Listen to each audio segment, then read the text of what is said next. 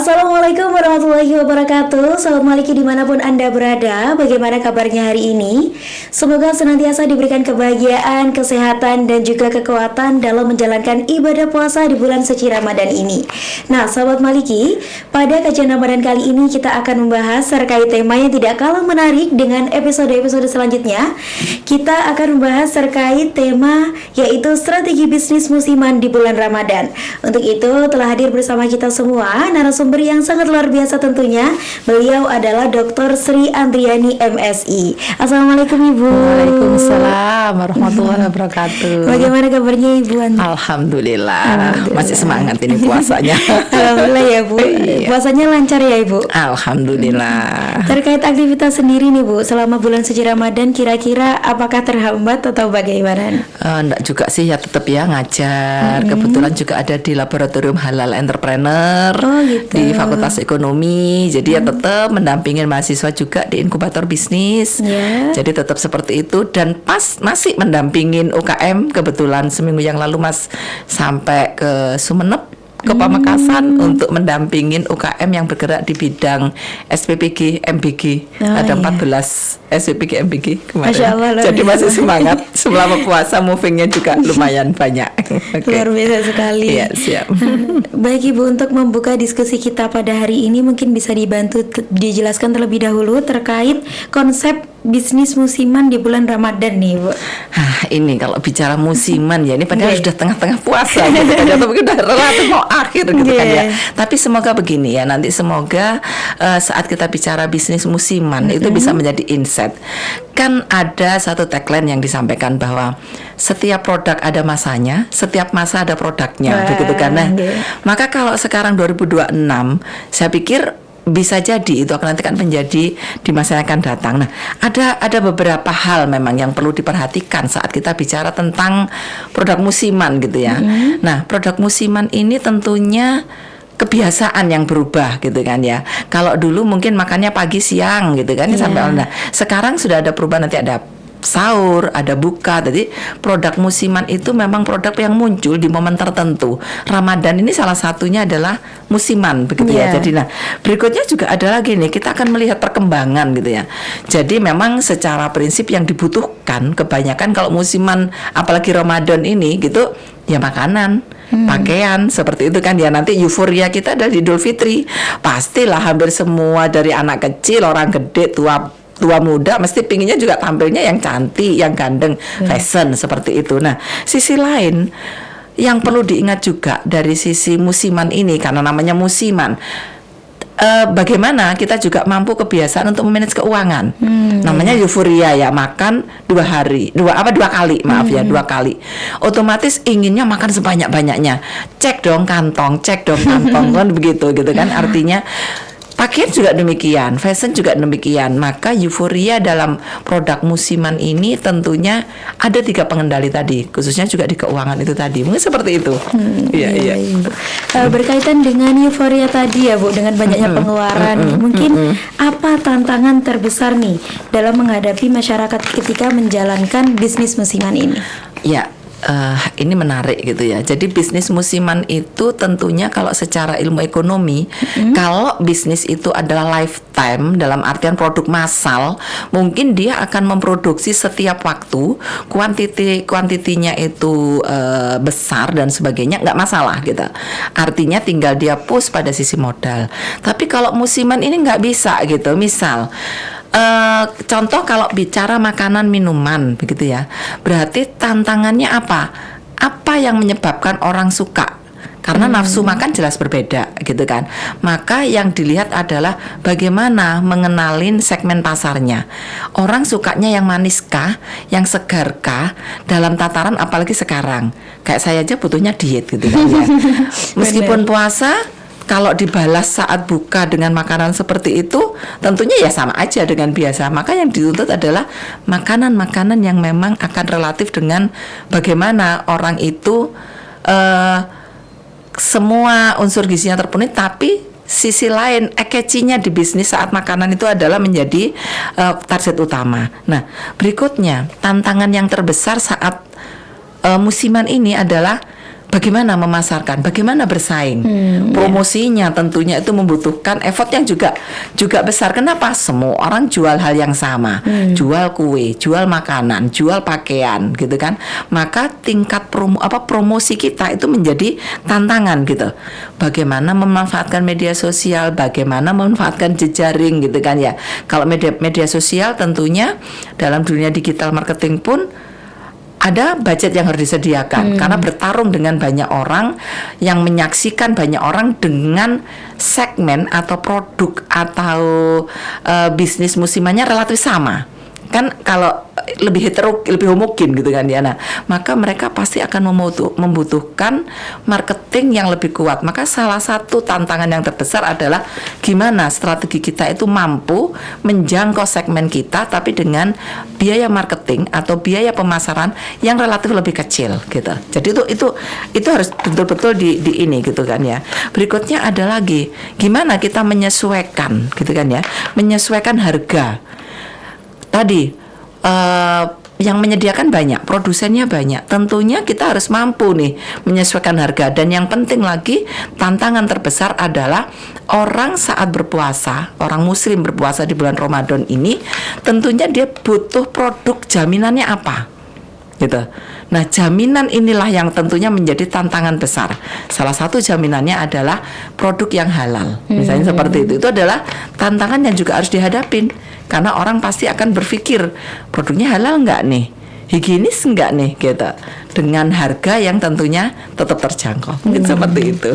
Oke, baik Ibu, berkaitan dengan tantangan terbesar tadi kan ada di bagaimana strategi kita menyajikan produk gitu ya Bu. Betul. Nah, untuk strateginya nih, mungkin dari Ibu sendiri apa yang perlu diperhatikan agar bisnis musiman ini tetap berjalan dengan baik dan bertahan lama gitu. Nah, ini asik ya. Jadi asiknya begini.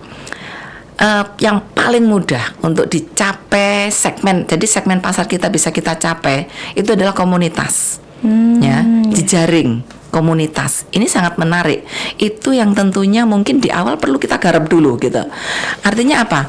Siapa orang dekat kita? Siapa kumpulan kita? Siapa kumpulan anak kita? Suami kita, istri kita? Itu jangkauan awal. Maka paling dekat bisnis musiman adalah ya kita memproduksi yang mereka suka. Karena itu circle kita, maka akan sangat lebih mudah kita menyajikan. Oke deh, kalau kumpulannya mak-mak misalnya sukanya itu makanan yang berbau sayur kah, buah kah, salad kah, misalnya secara prinsipal gitu. Harganya murah gitu, tidak terlalu banyak, tapi rasanya mesti minta enak, misalnya kayak gitu. Kalau anak-anak lebih pada yang produknya disukai dari bentuk, rasa yang bervariasi, kekinian kan begitu. Nah, maka yang paling mudah dijangkau itu adalah komunitas, kelompok, circle, begitu kan ya. Nah, yang kedua tentunya memang strateginya ya tadi sosial media gitu. Jadi ada kata bahwa kita brand awareness kita dalam bisnis musiman ini kan ada beberapa tujuan ya sebenarnya. Ada kita itu memang ingin meningkatkan brand awareness kita, produk-produk kita. Ada juga memang dalam momentum ini kita uji pasar, cek ombak istilahnya atas produk kita. Bisa juga memang kita konsep dasarnya adalah memang konsep sosial gitu. Jadi gimana kita ingin berbagi. Mungkin nggak mahal tapi orang bilang surga nerakanya aku dapat deh gitu. Surga neraka, dunia surganya dapat deh gitu. Nah, konsep sosial ini yang menarik gitu. Dalam artian apa? Tadi saat dia berjualan dengan temennya, bisa jadi belinya hanya 2 dikasih 3. Nah, brand awareness yang dibentuk dalam bisnis musiman ini tentunya akan bisa manakala memang pelaku usaha ini mampu self-selling, jual diri lah gitu. Berarti ya nggak boleh malu nih gimana memakai produk itu, gimana memanfaatkan sosial media gitu. Jadi itu tadi, jadi dia harus mampu melakukan self-selling, dirinya yang dijual. Untuk apa? Meningkatkan brand awareness. Kalau dirinya sudah mampu dijual di kalangan kecilnya, maka nanti setelah Lebaran tidak lagi judulnya museum-museum gitu.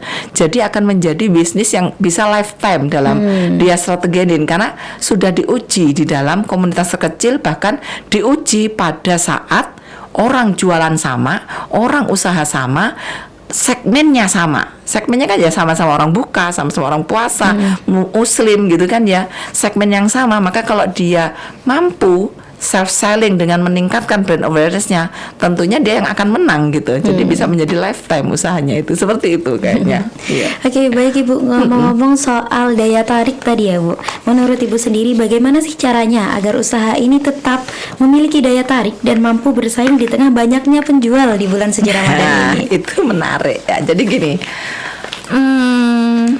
kita bicara daya tarik itu tentunya kalau di dunia ekonomi gitu ya, kalau saya bilang di ekonomi, tentunya yang pertama memang ya produk itu sendiri gitu ya, produk itu sendiri. Artinya kalau melihat dari produk itu sendiri, apakah namanya, atau mungkin jenisnya, atau kemasannya, atau mungkin rasanya dari produk itu sendiri, kualitas gitu ya. Tapi sisi lain, saat kita bicara tentang produk tadi, ini efek puasa ya. Iya, nggak apa-apa.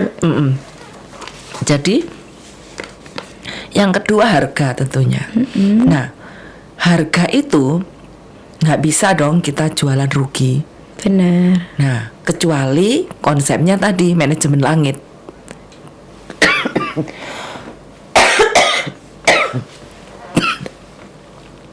Dalam artian manajemen langit itu begini, orang jual rugi, tetapi dia yakin dengan dia menjual rugi, sebenarnya rugi secara harga, tapi dia berkomitmen akan ada unsur infak sodakohnya, memberi kepada orang. Dan manajemen langit itu berkeyakinan kalau aku memberi kepada orang, misalnya dia sebenarnya butuh makan, terus aku beri dengan makanan yang mungkin harganya lebih murah, keyakinannya itu akan kembali sangat besar ke dia gitu kan ya. Nah, itu konsep manajemen langit dari harga. Tapi tetap namanya bisnis ya tetap bisnis. Nggak ada namanya bisnis itu nggak butuh duit. Nggak ada namanya bisnis nggak mau untung gitu kan. Tetap untung. Maka bagaimana kita menstrateginin ini, maka penentuan harga pokok ini harus detail gitu ya. Artinya apa? Karena musiman, misalnya kue kering, belum tentu setelah lebaran itu terpakai. Maka strateginya ya jangan memproduksi sebanyak saat produk-produk massal. Ya tentukan segmen, maka target pasarnya tentukan dulu. Makanya saat bisnis musiman biasanya ada yang basisnya adalah pre-order.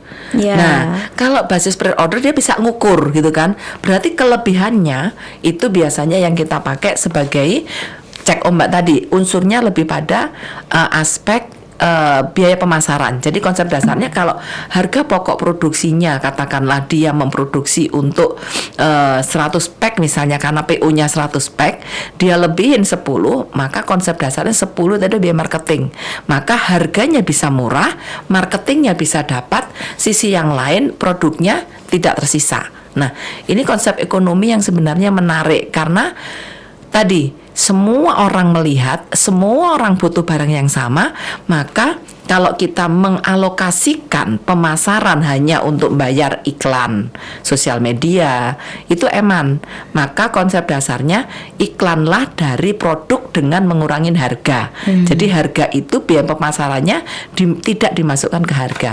Itu mungkin secara strategi bisnisnya akan lebih ini dari harga. Berikutnya, kalau di bisnis musiman strateginya selain produknya memang harus menarik gitu ya, menarik dalam artian yang dibutuhkan gitu kan.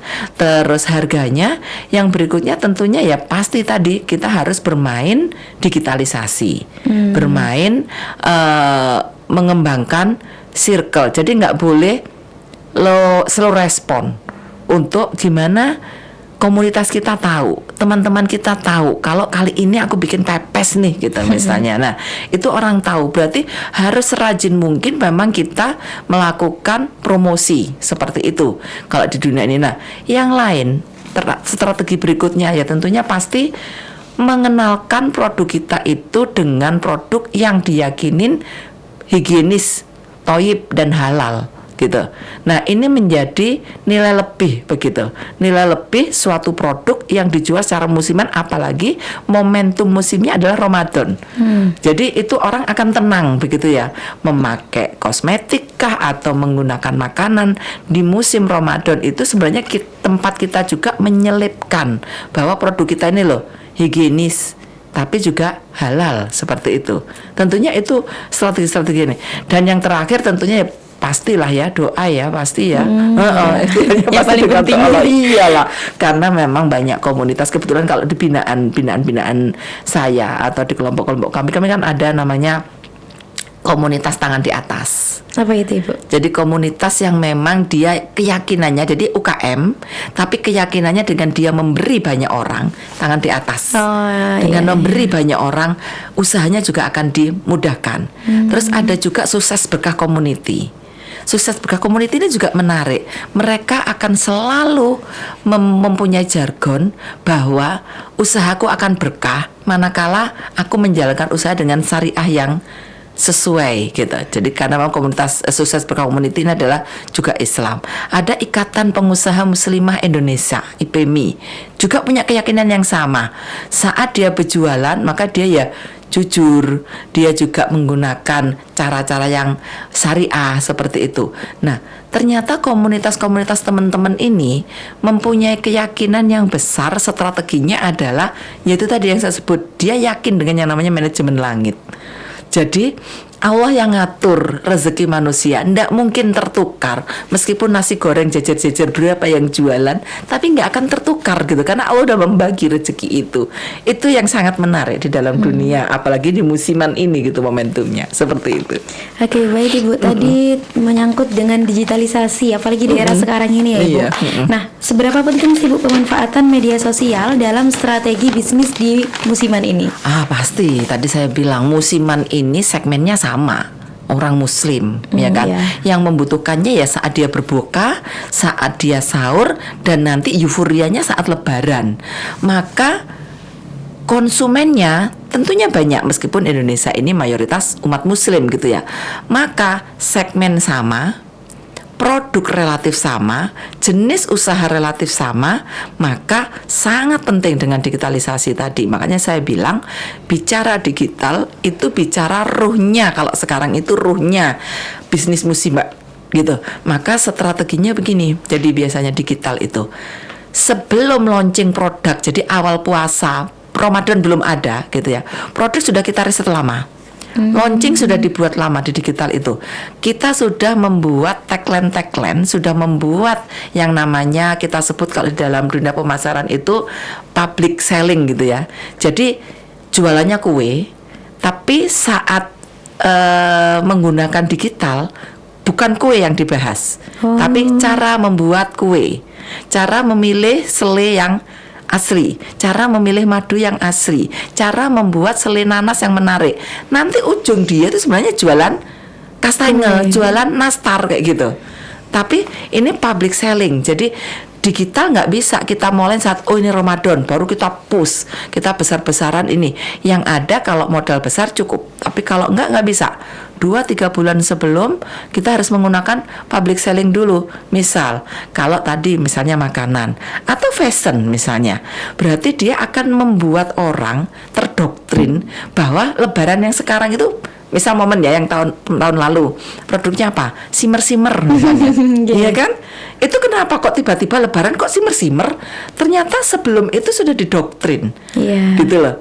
Nah yang sekarang misalnya musimnya adalah yang saten, sutra, semi sutra yang kayak gitu, ringan, tidak tembus pandang, coraknya, printingnya modern. Nah itu nggak bisa dibentuk hanya dengan digital sesaat, tapi digitalnya harus dimajukan dulu gitu. Makanya diedukasi, jadi diliterasi lah namanya begitu. Tapi kalau kita sebut namanya adalah public selling, menjual produk tapi bukan pada produk kita sesungguhnya. Nah biasanya di sela itu barulah dia secara tidak langsung, misalnya seperti ini gitu kan ya, ini ada produknya kerajinan misalnya, saya seorang kerajinan misalnya, saya tampilin, saat saya tampil saya cerita tentang fungsinya. Kebetulan saya juga UKM Mbak, saya bikin sandal kayu, menarik. home decor kayu-kayu gitu kan ya. Nah itu kadang saya hanya cerita gitu kan, ini kalau buat souvenir bagus misalnya kayak gitu. Bagaimana nih caranya bikin sandal yang menarik, gimana itu di awal. Atau mungkin public figure kita saja yang kita jual, self selling tadi kita jual nih, kita ngisi aja ke ibu PKK apa, minimal secara digital konten kita dapat. Untuk apa? Mengenalkan, oh ini pelaku usaha, menjual produknya tapi nggak kelihatan jualnya apa. Nah, baru nanti setelah Ramadan, digital itu kita mainkan. Dalam artian kita mainkan adalah kita tunjukkan kita jualan apa sebenarnya, gitu kan? Karena tadi bikin kue, strategi milih kue, ada anak cara membuat kue untuk sekolah, ibu-ibu diet misalnya gitu. Nah, baru ternyata ujungnya jualannya kue. Tapi orang udah kenal kita, maka digitalnya itu sangat berfungsi. Sisi lain, digital itu juga harus dioptimasi, karena metadata digital itu kan memang butuh ini ya, butuh rutin gitu kan ya. Nggak bisa digitalisasi itu sesaat dengan pola yang berubah-ubah. Sekarang misalnya kita bicaranya adalah jualan baju, berarti bicara fashion gitu.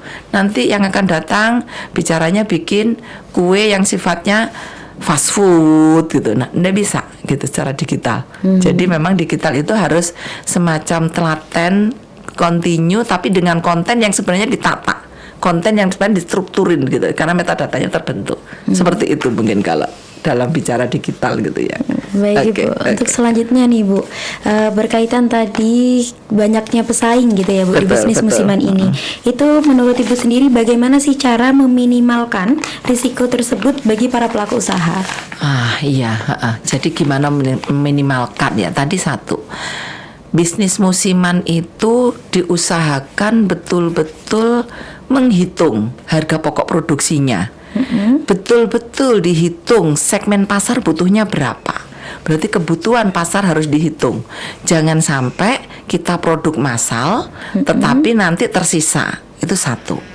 Yang kedua, kalau kita bicara bisnis musiman secara strateginya agar bisa bersaing, tentunya kita harus mempunyai amanah. Dalam artian itu kita jujur, kita tidak membohongin konsumen. Karena sekali konsumen kita bohongin, apalagi kita sudah bermain di digital, hancurnya lebih cepat. Dan bangkitnya lebih susah. Ada banyak beberapa contoh, sudah kadung di awal salah, dalam artian dia bohong secara produknya. Yang ketiga, memang strategi testimoni itu sangat penting. Ya, jadi testimoni itu menyebabkan orang membuat produk kita dipercaya gitu ya. Nah, testimoni itu kan sebenarnya strategi pemasaran gitu kan ya. Jadi ada yang memang testimoni dibuat kayak tadi, kita jualan harganya murah, padahal murah ini karena biaya marketingnya tidak dimasukin, biaya marketingnya dikeluarin. Jadi ada orang yang dikasih gratis, ada orang yang didiskon 50%, ada yang beli satu gratis satu. Maka yang seperti inilah yang kita pakai, kita layani semaksimal mungkin agar memberikan testimoni yang menarik gitu, yang baik. Nah, sisi lain, biarkan konsumen kita yang alami, jadi yang natural, yang memang dia membeli produk kita, cocok dengan produk kita, dia memberikan testimoni secara jujur. Nah, testimoni itu memang tidak harus baik semua, harus ada kritik. Nah, dari kritik inilah yang nanti kita manage gitu. Jadi yang ketiga ada testimoni. Yang keempat memang strategi agar kita tetap bisa hidup bersaing di bisnis-bisnis musiman yang nanti bisa jadi bisnis lifetime gitu ya. Tentunya jejaring. Jadi harus rajin memang mencatat siapa sebenarnya konsumen kita. Makanya bisnis musiman itu memang capek bekerjanya, tapi efeknya besar. Contoh, kalau kita jualan, tanyain ibunya dari pengajian mana, atau ibunya rumahnya di mana. Oh, putranya sekolah di sini, misalnya kayak gitu. Nah, itu di-record. Nah, di-record inilah nanti menjadi dasar. Akhirnya kita ketemu, oh ternyata yang datang ke sini itu ibu-ibu yang kerja di UIN. Misalnya seperti itu. Oh, berarti pasar saya disukain ibu-ibu di UIN gitu kan ya. Atau mungkin anak-anak yang kelasnya berbeda kayak gitu. Nah, itu yang harus kita betul-betul memanage gitu. Memanage apa? Segmen pasar kita, bisnis kita catat, kita collecting, nanti kita analisis. Berarti bisnis musiman ini apakah musim yang sama nanti bisa jualan? Sekarang Ramadan, mungkin nanti tahun baru musim lagi kan itu. atau mungkin nanti ada hari raya yang lain, atau mungkin ada perayaan yang lain, entah 17 Agustus, entah mungkin upacara orang lain, Imlek misalnya. Berarti kita akan bisa menjual produk dengan tema, cara menjual yang sama, produknya beda. Nah, itu tentunya strategi 4 strategi itu harus di manage gitu mungkin ya. Seperti itu mungkin. Oke, baik Ibu. Untuk yang terakhir nih, mungkin ada pesan atau tips buat yang berkaitan dengan bisnis musiman di bulan Ramadan. Oke. Jadi namanya bisnis itu memang harus profit. Namanya bisnis itu harus menguntungkan, tetapi yakinlah bahwa bisnis itu memang ada campur tangan Allah dalam hal ini gitu kan ya. Maka yang menurut saya dari sisi ekonomi syariah itu adalah bisnis itu harus beretika. Bisnis itu harus mempunyai syariah, khususnya Islam gitu ya, syariah Islam yang bagus. Maka kalau produknya makanan atau produk-produk tertentu yang membutuhkan kehalalan, maka penuhin itu, jamin atas produk halalnya. Sisi yang lain jangan lupa, kalau kita bisnis, kita punya tanggung jawab sosial. Nah, tanggung jawab sosial itu adalah akan dipenuhin dengan kita mau berinfak, mau bersedekah, apalagi kalau bisnisnya itu menghasilkan, tentunya akan ada hitungan zakat. Nah, ini tentunya tidak boleh kita lupakan saat kita berbisnis gitu ya. Nah, sisi lain dalam berbisnis, karena Allah sudah janji, kalau kamu memudahkan umatmu, kalau kamu banyak memberi ke umatmu, maka kamu akan aku beri rezeki yang tidak disangka-sangka jalannya. Atau kalau kamu memudahkan umat lain, maka akan kumudahkan juga usahamu. Sama dalam bisnis itu. Jadi manakala bisnis itu kita memudahkan konsumen kita, memudahkan katakanlah channeling jaringan bisnis kita, katakanlah agen kita, distributor kita, atau kita mau berbagi tadi dari infak, sedekah dan membayar zakat, maka yakinlah bahwa Allah itu akan melipat gandakan usaha kita dan dimudahkan usaha kita. Tapi tadi yang perlu diyakinin bahwa bisnis itu memang produk itu ada masanya, dan masa itu memang ada produknya. Jadi setiap periode harus mau riset, harus mau bertanya kepada konsumen, harus mau melihat produk apa di masa ini dan produk apa yang tidak bisa kita pakai di masa yang akan datang.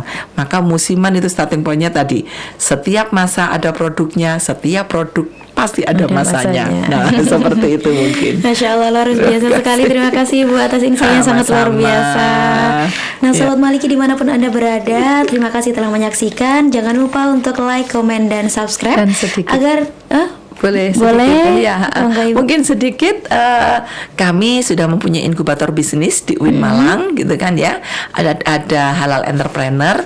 Jadi monggo nanti silakan nih adik-adik mahasiswa Sivitas Akademika UIN yang nanti bisa digabung di kami. Websitenya juga sudah ada di inkubator bisnis UIN Malang. Itu nanti tempat kita berbagi usaha, tempat belajar, tempat bagaimana kita juga mencari modal dan bersama-sama untuk membangun bisnis yang syariah di UIN Malang. Terima kasih. Terima kasih, Masya Allah. Terima kasih banyak Ibu. Sama-sama. Sangat luar biasa sekali insight-nya. Dan untuk teman-teman dimanapun Anda berada, kami ucapkan terima kasih buat yang sudah menyaksikan. Jangan lupa untuk like, komen, dan subscribe agar tidak ketinggalan konten-konten edukasi berikutnya.